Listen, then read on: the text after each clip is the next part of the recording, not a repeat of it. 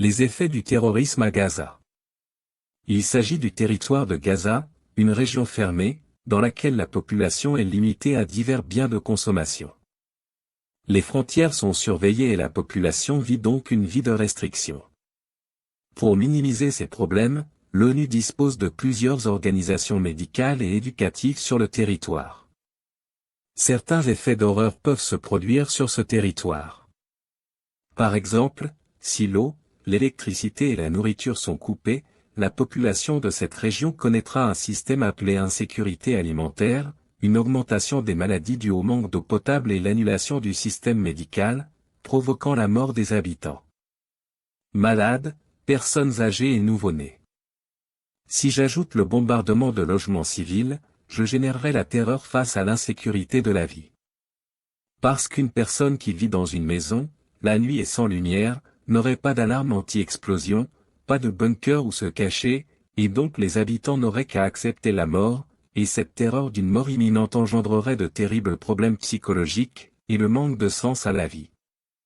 Si l'on ajoute la précarité de la mort, c'est-à-dire l'absence d'un concept de dignité dans la mort, avec des corps laissés dans la rue et sans soins, comme le manque de sacs, ou de mécanismes de dignité pour les êtres humains, cela tente de renforcer un système de torture sur le concept d'humanité.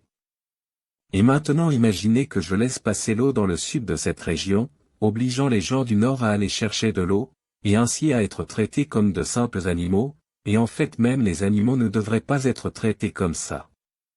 Et ainsi, l'augmentation de la population du sud, la précarité, la criminalité et le manque de logement culminent dans le terrorisme généré dans l'esprit de la population civile.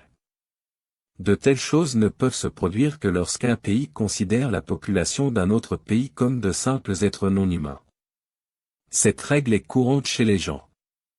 Les Européens blancs ont réduit en esclavage les Noirs, les considérant comme une sous-race, voire les idéalisant comme de simples animaux.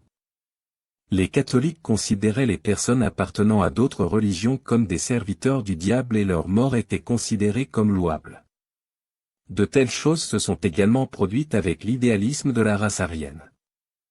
La dévaluation des populations étrangères se produit, par exemple, avec la destruction d'Hiroshima et de Nagasaki, où la vie humaine civile dans ces pays est complètement ignorée en tant qu'être humain et considérée simplement comme un objet pour atteindre les objectifs de ceux qui lancent la bombe atomique.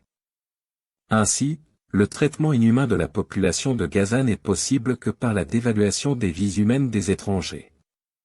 Dégrader les êtres humains jusqu'aux caractéristiques de simples animaux, ou même moins que cela.